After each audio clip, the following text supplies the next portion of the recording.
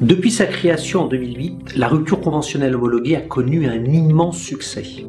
Elle est devenue très populaire auprès des salariés comme des employeurs, au point d'éclipser les autres modes de rupture du contrat de travail, en particulier le licenciement.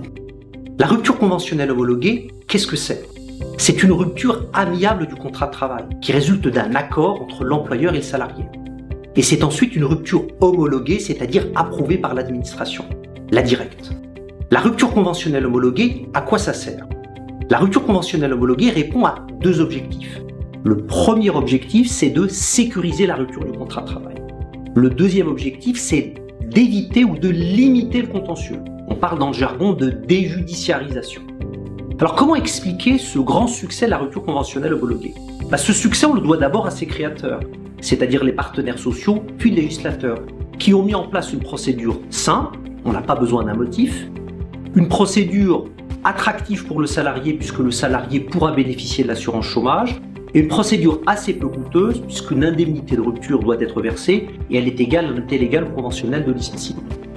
Mais le succès de la rupture conventionnelle homologuée, on le doit aussi et surtout à la Cour de cassation, qui aime la rupture conventionnelle homologuée et ne cesse de donner des preuves d'amour à la rupture conventionnelle homologuée. Quelles preuves ? La première preuve d'amour donnée par la Cour de cassation à la rupture conventionnelle homologuée, c'est qu'elle ne lui refuse rien. Autrement dit, la rupture conventionnelle homologuée peut être conclue dans tous les cas ou presque tous les cas. Tout d'abord, la rupture conventionnelle homologuée peut être conclue pour n'importe quel motif, motif personnel ou motif économique.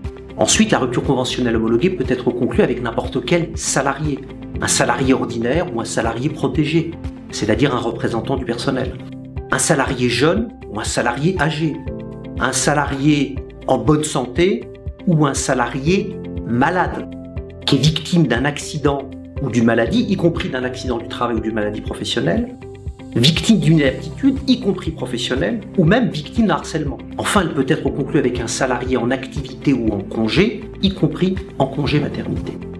Enfin, la rupture conventionnelle homologuée peut être conclue à n'importe quel moment de la vie du contrat. Après la période d'essai, en cours d'exécution du contrat, pendant la période d'exécution du contrat, ou même après la fin du contrat, puisqu'une rupture conventionnelle homologuée peut être conclue après un licenciement. Y a-t-il toutefois des cas dans lesquels la rupture conventionnelle homologuée ne peut être conclue ? Oui, mais ils sont limités. Il existe 3 séries de cas dans lesquels une rupture conventionnelle homologuée ne peut être conclue. 1. En cas d'irrégularité substantielle de procédure, en l'absence d'entretien préalable par exemple. 2. En cas d'incapacité à contracter, altération des facultés mentales, ou en cas de vice du consentement, erreur, dol et violence. Enfin, en cas de fraude, spécialement en cas de fraude au PSE. Dans tous ces cas, lorsqu'une rupture conventionnelle homologuée est conclue, elle peut être annulée par le juge. Deuxième preuve d'amour donnée par la Cour de cassation à la rupture conventionnelle homologuée, la Cour de cassation fait preuve de tendresse à son égard. Autrement dit, lorsqu'une rupture conventionnelle homologuée est annulée, la Cour de cassation limite, du moins pour l'employeur, les effets de cette annulation. Ainsi, la rupture conventionnelle homologuée produira les effets d'un licenciement sans cause réelle ni sérieuse, c'est-à-dire d'un licenciement injustifié, ouvrant droit à diverses indemnités, et non d'un licenciement nul qui aurait entraîné la réintégration du salarié dans l'entreprise. Cerise sur le gâteau, du moins pour l'employeur, le salarié devra restituer l'indemnité de rupture qu'il a reçue.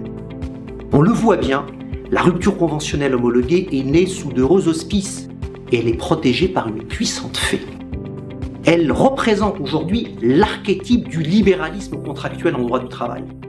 Employeurs et salariés font la loi en décidant très librement des conditions dans lesquelles le contrat de travail sera rompu. Vive la liberté, diront les uns, et la protection des droits des salariés, crieront les autres.